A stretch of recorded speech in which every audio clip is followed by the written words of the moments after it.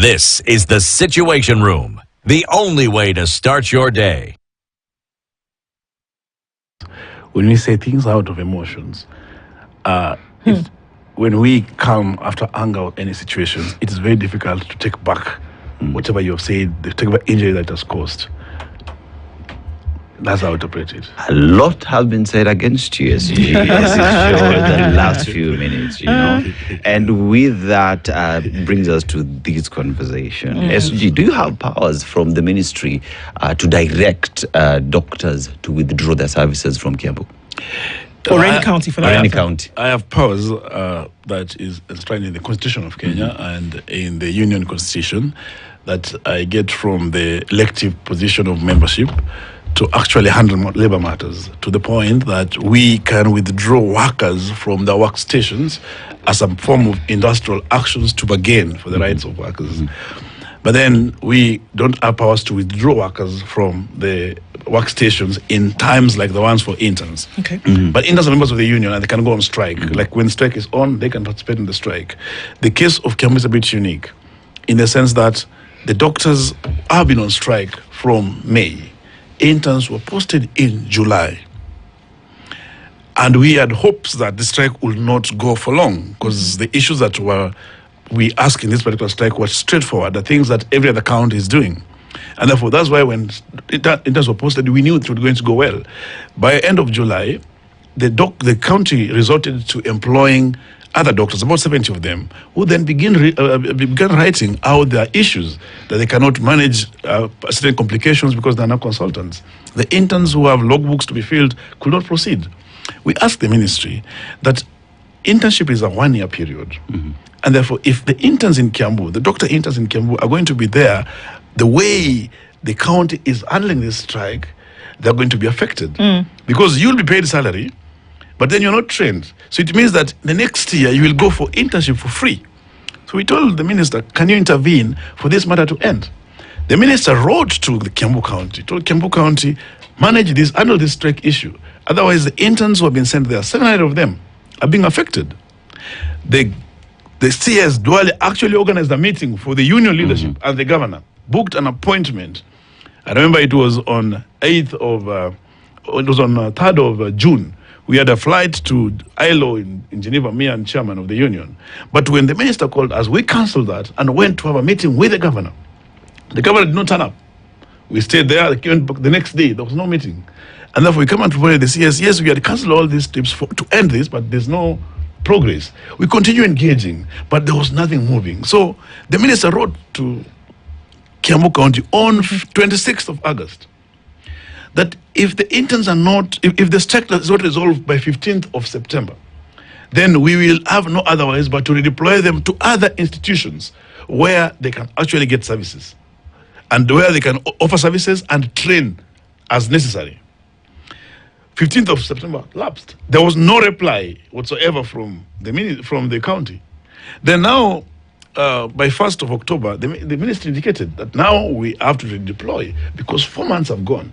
There is possibility of the 5th month going, and then the 6th month. It's going to interfere with the internship calendar because we want the new lots of interns to be posted. We're going to have these interns affected. Therefore, interns were to pick the beginning 1st of October. These ones, doctor interns, the interns from the NAT, all the interns. Why? Because there's no services in the hospital. There are no consultants. Why? Because the Kiambu County now is run on PR. So it's a directive that they knew. They try to cover it, but facts are stubborn. Without actually offering services, you can't say they're offering. Without having consultants, you can't have training. That's why the interns were transferred. They knew it coming, but they dismissed it. Just the same way we gave them a strike notice and dismissed it.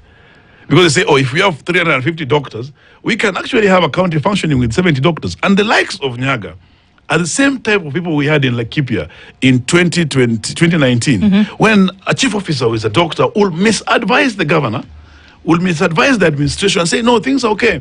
We don't need doctors to run the hospital. And that's okay. Because with doctors, with services, you either get treated as a patient or you get your situation escalating, deteriorating. Okay. Yeah. So, look, it's good that you're here because there's certain things that have been put out that only you can either confirm or deny. And one of the things that has come through, which I find some kind of confusion, it was said very many times, and the current principal secretary for medical services in the Ministry of Health is a former union secretary general, held the same position that you currently hold. Yeah. And what we are being told today, and we're just going to go through this slowly, so, and not, of course, not for you because you get it, but for those who are listening in so that we can understand, that it had been made clear to the ministry, and this is taking into consideration from the PS's perspective, and not just at his level, but from the CS level, that it had been made clear that in Kiambu County there's a problem. Yeah. And what we are saying is that the doctors who are working in that situation then be redeployed, because we need to fix this thing that's happening here. And in the meantime, we cannot have the staff continue in this manner. So far, so good? All right. The county says that this is at the influence of the union, that these letters that are coming from the ministry to redeploy medical workers is from the influence of the KMPDU by virtue of the fact that there's still a very tight relationship between the PS and the union, because he was a former union man. Now, we also see the same letters going to clinical officers. We see the same letters going to the Nurses' Council. What kind of power does KMPDU have that would influence a principal secretary to write this letter at the advice of the CS for doctors, for nurses, for clinical officers in the same county? How? Ignorance is never a virtue. And when a person in the capacity of a chief officer comes to the studio and make far-fetched propaganda and arguments, it shows us why this strike has gone for so long. It's actually a manifestation of the failure and the incompetence in the persons in actually handling their job. I am saying ignorance because the Ministry of Health has roles for different persons. The Principal Secretary for Medical Services, Dr. Oluga, is in charge of the parastatals, level 6 hospitals, the SHA project, and the SHA, and all these others. While the Principal Medical Services, Mary Mudoni, is in charge of professional standards, which is now the interns, the issues of the CBA negotiations, all these matters. And even the deployment of interns is done in the Department of Mary Mudoni, the PS Public Service and Professional Standards. So the initiation that there is influence, or that there is the influence of the former union leader is far-fetched and is actually a display of somebody who is running away from their responsibility. That's one. Number two, when people are on strike, when doctors, 300 of them are on strike, 200 consultants are on strike, who have trained and have speciality to actually offer particular unique services that themselves only can offer, and not at work. It just takes a blind person to imagine that, that is somebody else or 70 other medical officers can replace them and offer those particular services. You get me? So them denying that the services are offered in the normal way it has always been, where have they got the 200 consultants who are on strike? Where have they gotten all the 300 doctors who are on strike? It's not possible. The fact that interns were posted there, they were posted to empty shells with an hope that the strike will resolve. So instance go to different departments. You have those going to psychiatric department. We have those going to the maternity department. Those going to surgery. We have those going. We have those in pharmacy. We have those in dental. It means that you must have these consultants working there. Now, when they are on strike and they are in those particular rotations, it means they're going to be the primary caregivers in those particular situations. It means they're the same ones who also need to handle complications. They'll be the first one in line, the second one in line, the third, and there's no any other recourse whenever there are any complications. So what do we expect in that scenario? That they will not be trained as expected. They will offer services, but then there's nobody to guide them and give the supervision that is needed. And therefore, the outcomes will not be as expected.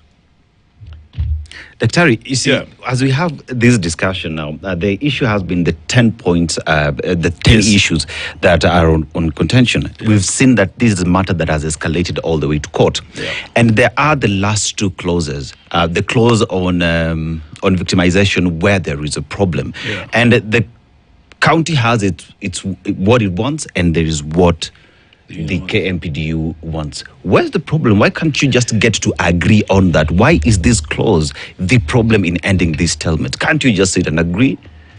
You know, we're dealing with very dishonest people. We are dealing with people that are drunk with power, people that are entitled, people who do not have regard to the very dignity of healthcare workers, the healthcare services in those particular counties. I don't know whether it was mentioned, but we have cited the county government of Kiambu workers for contempt. The chief officer here is a criminal now that is almost being jailed by the court because we have, and that's why they were meeting us, because the contempt jailing was hanging on them. So we had to meet down and agree on the 10 issues. We agreed. And the judge, Ongaya, said, now go and sign this particular consent and bring for filing. They had promised to promote it within 2 weeks. Yes. That is 2 months ago. They promised to pay statutory deductions. They said they're going to pay the salaries. All those things they said they're going to do. Until we said, okay, fine, let's go and sign. When we reached to sign the agreement 2 months ago, they say, now we have to redefine the victimization. And I'm like, is it the first time a strike is happening in this country? I have signed more than 300 return to work formulas, even for the national strike. What is it that is unique about Kiambu County that we need to redefine a clause that just say you are legally allowed to be on strike as per the law? So that was the full point 2 months ago. So now again we're going to contempt. The contempt was not expunged. We're actually proceeding with that. That shows you that we're dealing with people who are dishonest. We have agreed on these matters 2 months ago. 2 months have lapsed. They have not implemented as directed by the court, which was expunging them from being jailed. We are proceeding back to court, and they're going to say we haven't agreed on our victimization, that we have not paid the salaries. It's that issue. So the strike that we have currently in the county is about the ego display of the governor. It's about the ego of the chief officer. It's about that who will blink first, because they don't want to pay the 7-month salaries that have not been paid. They're saying, and despite that, whatever we are asking for, they have not done them. They have given us promissory notes on those 10 issues.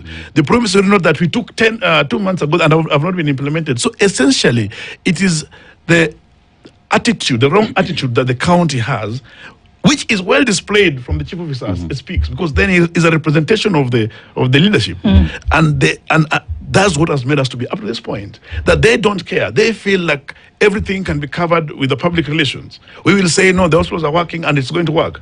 But in that essence, people are going to lose their life. Yesterday, I was having a discussion with one of the mothers who actually lost the baby in the hospital. Quite a sad situation, because doctors' role every time is to treat patient. Now, when this mother had a preterm baby in the hospital, for 3 months, it was okay. But now, when the strike began, the county told him, no, we are okay. So the first month, it's just the interns who are there, and a few of the people they employed who were not experienced on this, they're handling. 1 month down the line, she lost the baby. So she was like, had she known, she would have just left the hospital when the doctors left. But see, now the person who takes the full accountability is the county, because county will lie, things are okay.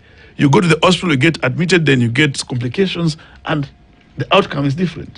So they have to, and that's why we keep on saying now, the issue has to be escalated. It's not longer an issue of the governor. It's no longer the issue of just the chief officer. It's an issue of a Kenyan who voted for a president. Okay. It's an issue that we know that we have one Ministry of Health. It's an issue that we know that we have one exchequer where all these monies come from. So do we then need to have this Kiambu County healthcare taken back to national? I saw the MP saying it yesterday. And there's a rallying call that we will identify ourselves with. Because if county is unable to provide the care that is much needed by the people, then a bigger call then comes to the head of state. A bigger call comes to the country that what is the issue?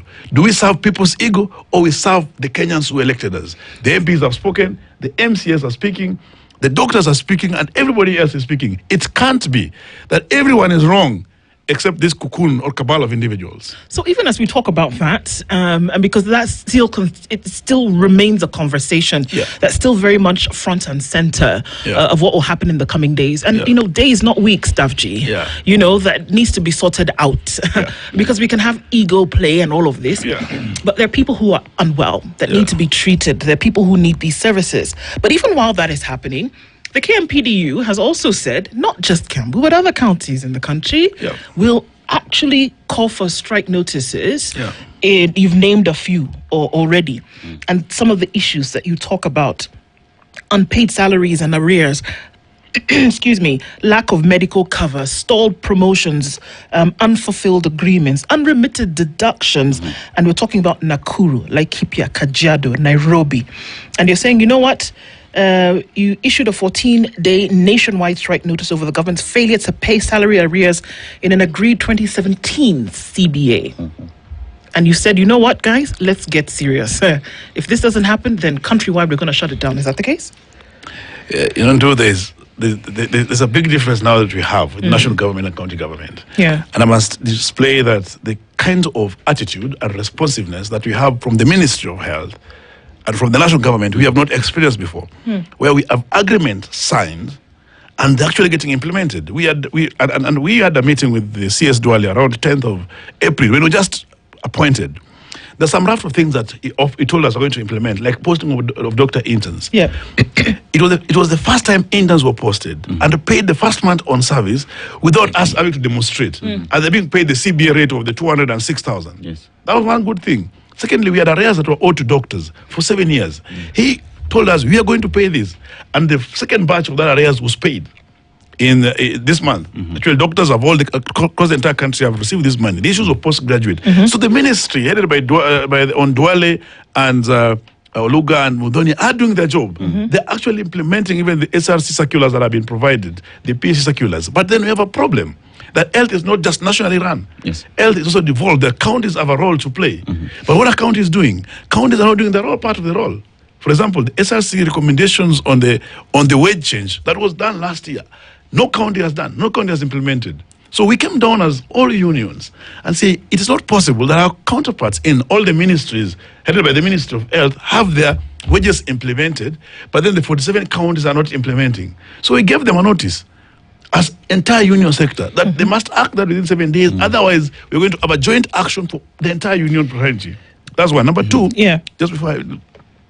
number two, we have some counties who delay deliberately in paying salaries because you cannot explain why Nairobi County has not paid wages for 3 months and a county like Kwale has paid up to the month of September. You can't explain why Nakuru County colludes and do a hazard promotion. You know, there's a promotion that's being done. Nakuru County will decide, and out of the list of 100 doctors, they look at which ones they reward individuals and hide. They reward 10 or 20 out of the people. The board, the county public service board there will be asking for bribes for those things. So why will that be happening in Nakuru? You'll say Kajiado County statutory reduction loans have been paid for over 2 years or 3 years. You'll find a county like Migori, whereby a governor goes down, fights with an MCA, and then he knows that this MCA wife is a doctor. The governor then organizes with the cabal, that is the county public service board chair, and fires this doctor. It happens in Migori, where Governor Ochila Yako actually fires a doctor because they have disagreed with an MCA in the parliament. So those are the problems that we cannot entertain as a union or as workers because it is not personalized. So these are things that we are facing and say this has to change. And we get problems with counties because they don't honor agreements, they get so personalized on matters. Dr. You've mentioned both levels of government, national government at the ministry and how it's doing its job. Your demands are being met. Let's go to the counties, and there seems to be a problem at the counties. I just wanted to drop the question there. You talk about Kiambu County, and perhaps maybe it needs to go back to the national government. How the county governments let down Kenyans on matters healthcare, and if they are not able to deal with matters healthcare, should you go back to the national government? Absolutely. I mean, there's a lot of variation that comes in. You know, when you go to Wajir, like we went to visit Wajir last weekend, 2 weeks, a week ago, and we look at the history, how the county was with 2 doctors, and now the devolution has made it to have over 70 doctors, and how the healthcare system is, you realize there's some difference. So for marginalized counties, or which form a district, there is notable changes that are seen. But when you come to overall healthcare in the counties, there's a problem. When you come to the overall number of doctors that are being employed every year, there's a problem. Before when health was centrally in the ministry, doctors, nurses was employed annually, over 1,000 of them. All those who are graduating were getting employed. But now we have a big shortage in the counties, but there's no employment. There's no budget for that particular employment. So there's a shortage in the hospitals. Number two, those who are few in those particular county hospitals are overworked. There's no leave. And then you're overworked amidst your wages not paid on time. You are not going on leave and your salary are not paid 3 months, 4 months. This is a conversation that has been there for 10 years. But Davji, this is we've been talking about this for a while. Yeah. That people don't go on leave. You're working, I don't know how many hour shifts. You're about to bust something in your brain. But it's from governor to governor. This problem has crossed over from one governmental administration to another across counties, and still it's not being sorted out. So are you saying that because of this, it's time we say, you know what, start from the beginning, reset this whole thing? Or are you saying take health and take it back to national? It's a very ideal conversation because, as I said, even in the ministry, we've had 4 ministers. I realized that we are fighting with every minister except this current minister. That is the current secretary we have. So it means that he knows what he's doing. Okay. But then, even with the policy, things that not need to be known when they are to be implemented with 47 governors. You'll get about 15 of them are mad people. You get about 10 of them don't care about anything, are PR people. So maybe only 20 of them are doing this job. So the fact that we have to bend down to the egos of 47 people to have healthcare functional or standardized, that becomes a problem. Look at now the issue of the UHC. The national government has said, we have 6.2 billion, let's have these people put on permanent and pensionable terms. The president gave a declaration that any other cost that may be needed to give these UHC the PNP letters, we will cover. The governor said, no, we don't trust you. Why? Because this money will be paid now, 6.2 billion, but we have to say it in the equitable share next year to give these PNP letters. We know that all the money that goes to county as exchequer comes from the budget. So if it has been agreed, then why do you subject these workers to another waiting period out of your distrust? Those are the concerns that you're having. That's why there's a problem. You realize that SRC has given a standard guideline across the country. COG comes up and says, no, we can't implement it. And they don't implement it the first year and the second year. Therefore, that becomes a problem. And now we are saying, and it's a reality, that when we have healthcare as decentralized in different counties, there's a problem. We need to have a demarcation. To what level? Do we take the primary level 2 to 3 or to 4 for counties and they manage? Then we take these other levels to national. Why? Because then a budget will be set differently. We'll have the budget for healthcare workers, just the same way we have for the police, the same way we have for the teachers.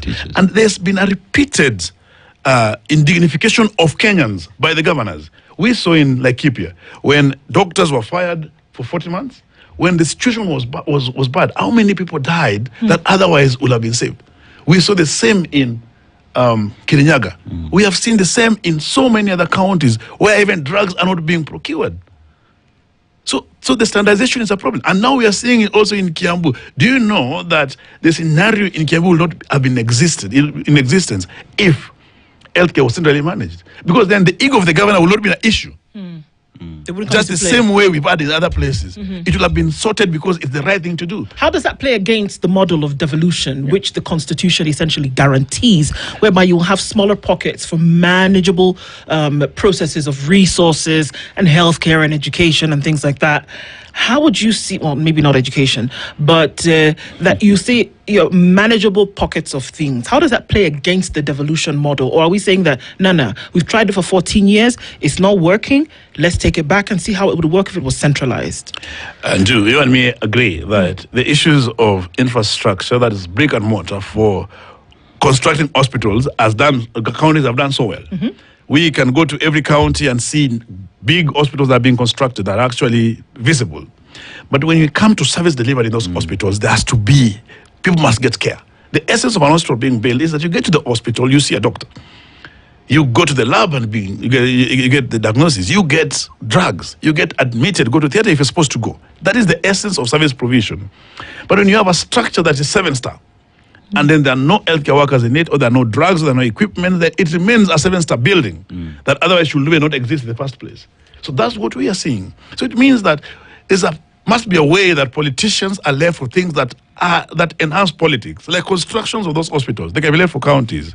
Like the primary health care for health centers, that can be done. But now the actual health delivery need to be relooked into. Why? Because we are seeing consistent problems that are occurring. County keep on saying that they have exceeded their budget. They've gone into 50% of their budget in paying for wages. If that is the case, it means that they can't offer the care, because for them to employ more healthcare workers, for them to promote these healthcare workers, for them to get the drugs, then they will have over-exceeded this PFM Act. Why then can't we just then have a centralized body that handles this health workforce? It could even be that COG that then is constitutionally made to make things move. And the law, the constitution are not just made for the sake of it. They are made to make sure things are better. The moment we have problems in the healthcare because of a particular article of the constitutions or a particular part of the law, then that's why people need to rise up and decide how do we change this particular thing. So that's where we are with most of these counties, because there's a lot of dishonesty. And I told you, out of 47 people, you must get some who are mad. You might get some who are not interested. And we have a tendency as a country, and even in the world, that mostly we elect mad people who don't care, but can talk. Dr. You see, as the battles continue between counties, national government, and the unions, at the end of that tale is a Kenyan who needs service. It is not a question of doctors are not there, so we will continue playing this egoistic behavior on who is the bigger guy. In Kiambu County yesterday, we saw 126 babies died. Maternal deaths continue to go up. And these would have been the conversation in terms of we are offering service so that Kenyans can have a better life, because the Constitution mandates that. In your own assessment, seems like it's politics being played, the game of egos. Do they care in terms of Kenyans are dying and perhaps they need better services? I think most of the governors, most of the counties are so much concerned in the image they portray. I mean, we had a strike in Machakos where the only thing that was visible was the ambulance and the front part. All wards were empty. And it went for 2 months. It's until the day that the media exposed the situation that the strike was called off, that there was agreement. That's the same display that every county has. In reality, what happens, or what has been happening in Kiambu County, and what will continue to happen, is catastrophic. It is not right. It is not something that should be in any way be condoned. That particular individuals who are in leadership can actually try to cover things that are happening. And that's why there's a reality that people need healthcare. Doctors ought to offer services in the hospital, not at home. But you cannot do that when you are not supported. By the way, if doctors are not paid their salaries, if they're not given the equipment and the drugs that they need to offer those services, then their role will just be supervise those deaths in the hospitals. So the reality that some of the actions we take in these strikes is to make it possible to have the much needed healthcare for the public in those hospitals. Right. Yes. So in reality, for Kiambu County, what is needed is accountability. We said it, and I can say it today. We are ready to sign a return to work formula to end the strike in Kiambu even now. Because if they say that they will do those things, which we have agreed for the 4th time, even though they're being promises, why then should they take us into circles by wanting to victimize doctors, by not wanting to pay them salaries? It is them that are on strike. And it is them that then accountable for what is happening. Because for us, we are ready to go back even now. Okay. Yes. Let's go back to the ministry at a national level where, you've said it, not once, but you seem to have a forward-thinking, a forward-looking cabinet secretary of health at the moment. And I haven't heard you say that about anyone else of the last 3 that have been there in the last 2 years. But for some reason, you believe that CS Dwale understands it. He's not a medical man. He's not a doctor. But he seems to have something that you are thinking he understands. Play this out for us in terms of the other things that we see taking place on the ground, whereby there's the whole Shah debacle, whether we are not quite sure what's going on with that. So many things also coming into play here where Linda Mama worked and now it doesn't. So now we're hearing that it's Linda Jami. And so here you have a CS who's forward thinking and is probably going to fix a lot of the things that are happening. Again, he's not a medical man. And you've also vouched for have a doctor to manage things in the Ministry of Health. This is a very clear case that he's not one, but he seems to resonate. with all the things that are happening, SHA working, not working, monies sent, not sent, healthcare being provided, not being provided, do you think he can work it through? Yandu, I'm not a politician. Okay. Neither am I a student of politics. But I speak about things that happen. If, for example, I talked about the CS, it's based on the return to work formula that we signed on May 2024. Yes. It's not the first time we signed that work formula with the government. Neither have we not signed or return to work formula with counties, which you end up having strikes. So when these gentleman comes to office and we have a meeting on 10th of April and have timelines on when these things will be implemented, the issue of, as I said, posting of medical interns and payment of these interns as per the CBA, with a budget of over 9 billion, that is done. When you agree You can about see it, it's happening. it's done. Okay. And actually, there are 6,000 interns who are at the internship centers being paid the right wages based on that agreement, which was making us to fight and which made us to push for Wanakumja to leave, and which none of these people before could stand for it. When the issue of the UHC comes in and it addresses the UHC when they're demonstrating that within 3 weeks I'll solve this matter and you'll be paid the right harmonized wages. They are being paid that in this September. It's not a story anymore. When there are arrears for doctors that we had to go on strike for, that even in December for them to be paid, we had to actually want to go on strike again. He said they'll be paid within the financial year. They were paid, it was paid in September. Like the doctors in the 47 counties received the money.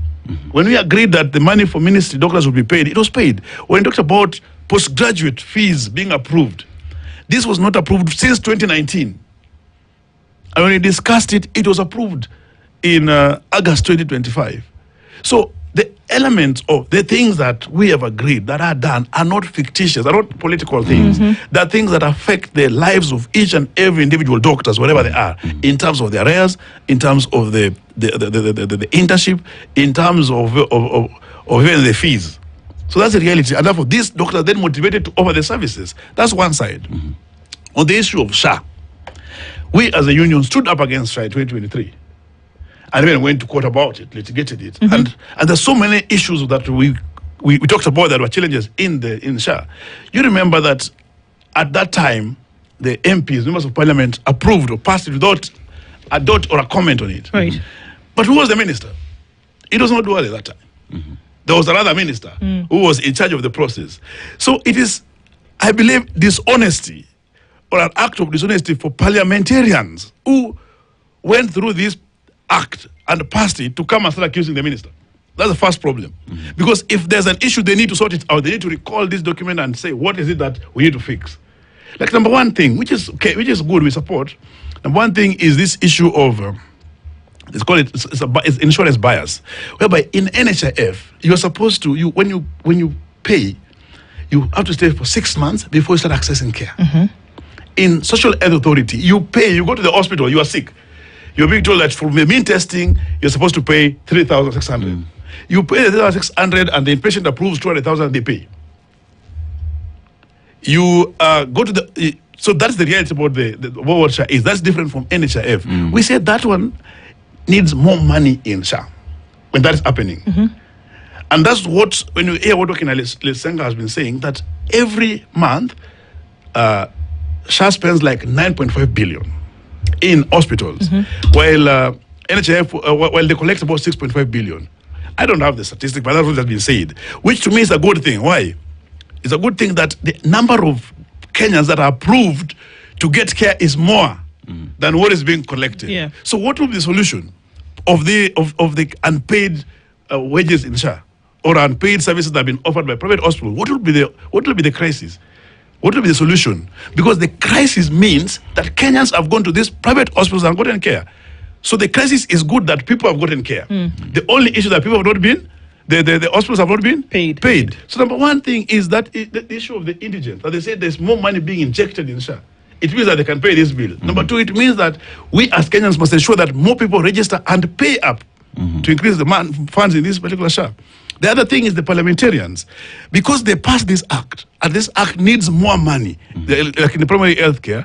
So it means that the parliamentarians, health committee, need to sit down and say, okay, how much do we inject more to ensure that once these services are offered, then they're paid? Because if the service that have been offered is 90 billion, it means that Kenyans have gone to the hospitals and SHA's approved for 90 billion. If it means that 60 billion has been paid, there's a deficit of 30 billion. So our conversation should not be, is it working? That is not a question anymore, because hospitals have provided services to that amount. The issue is the amount that has been paid is less than the amount that is owed. Which in this case, how do we get that cleared? That, I think, is a crisis which is not bad, in the sense that healthcare need to be offered by the government. Healthcare need to be provided by people paying. So then people need to come up into it. I think that is the clear solution. On the flip side, we look at this issue of before the ICU. In NHIF, it's about 4,000. When SHA came in, it was 4,000 per day. When we all complained, it increased to 27 to 28,000 per night. So that was a bigger increase over seven times. Meaning those understand. And this happened also when the minister came in. There's also this issue of the oncology. I was actually a victim of it because of my parents. My father has been was getting this 600,000 every year for his oncology treatment. But when SHA came in, it was reduced to 300,000. When this became a concern, and the first month of his office, this was increased to 550. I don't complain that there are no issues, but the issues that are there, the way he has been responsive in them is different. Another thing that I'll keep saying is the publication of the hospitals that have been paid. To me, that is a good thing, because before we used to hear that hospitals have been paid and we didn't know which one. So when that has been brought out to the public, for us to say, okay, this hospital 1, 2, 3 has been paid. We then have all the reasons to say whatever we can say, but then we are seeing what has been paid. The other thing, which has both good sides and other sides, is the issue of stopping facilities in parts of fraud. You know, for a long time, we're being told NHIF has frauds, that they're cartels. But then the former minister will single out one person and say, this is the person who is doing cartel. There was no time that they're being said, no, now these are frauds. And it used to come after payments have been done. Now, based on the system that Dr. Mwangangi and Dr. Marion and the team in SHA and Dr. Luga, the SHA team have put up, is that before they pay, whenever they have questions, they flag you out. Which is a good thing, because then that prevents the pilferage of public funds. The only thing that we have concern with is that this should be fast-tracked. It should be a quick process. It should be that if you're flagged, it takes more weeks to that to be sorted. But in reality, that is a way to ensure that there's accountability. Yeah. So, and then there's also this concern of the 360 geographical issue, which I believe with conversations, they can be sorted. I have had conversation with Oluga. And Luga has confessed that with the minister we have now, they have the conversations and get things done, get things moving. The same thing the PS has said, and the same thing other bodies are saying. So it then means what has always been lacking, because I've seen these different people having engagement, is whereby people address each other. You say this and you mean this with no solution put in place. Yes. So let's talk about SHA the way we are at the moment. So we have many more Kenyans accessing the services, but you equally have many more Kenyans who have registered but are not paying. And for us to be able to get the universal healthcare as promised, then everybody has to come on board and pay. And Parliament as well needs to retract the act and look at how we will meet the deficit. So are we having these discussions so that we sort out this problem once and for all, starting from the legislators themselves to find a solution equally, and government to find how it will ensure that everyone who is in the system is paying? You know, there was a provision in the act that was to ensure that.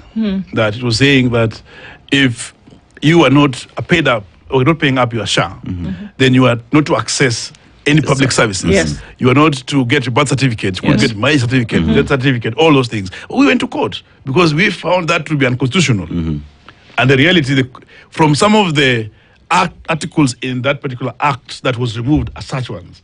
But then it's our responsibility as Kenyans to know that if I have gone to the hospital, and for sure I paid, this is an honest conversation, not even politics, I have paid for my, let's say, my house manager 4,000, 5,000, and they've been paid for their bills, or they go to a primary health facility and they access the care, then it is our responsibility to ensure that people pay up and tell people that it is not possible to have care for free. If you don't pay up, then somebody else is not going to access this care. There's also other responsibility for the government, where they say the primary health care is free. Parliamentarians should be the last people to be on the streets claiming that these things are not working. Because when you are elected in the office, you have a mandate and a responsibility to offer services. So if the primary healthcare is said to be free and the money is said to be limited that has not paid facilities, approve more money. Because then that will give us a solution that we need.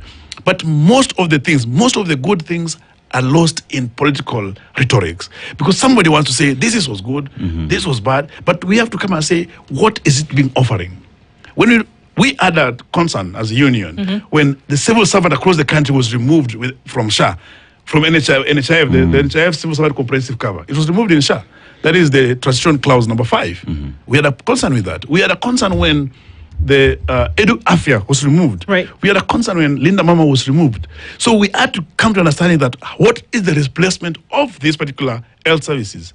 And that's when we had discussion with the ministry and with SHA that the civil servant comprehensive cover, instead of taking that money, over 10 billion, to private insurance, that money needs to be taken to SHA because then it becomes a joint big money. The same thing is now happening for the teachers. Instead of taking 20 billion to Jubilee and Yons, and these are public servant, put the money into SHA. Because then with that, we have a bigger pool. The same thing, when you look at the benefit packages that have been put there for, let's say, for maternity, compare one-to-one with what was there in Linda Mama, you'll realize that this one is superior. But because of politics, there's a different conversation. That's why I'm saying I'm not what? I am not a politician. There has to be, we have to design facts. What is it in this? What can be challenged in this? And what can be fixed in this? With that, we have a real conversation that actually is going to benefit all of us. Yes. Okay.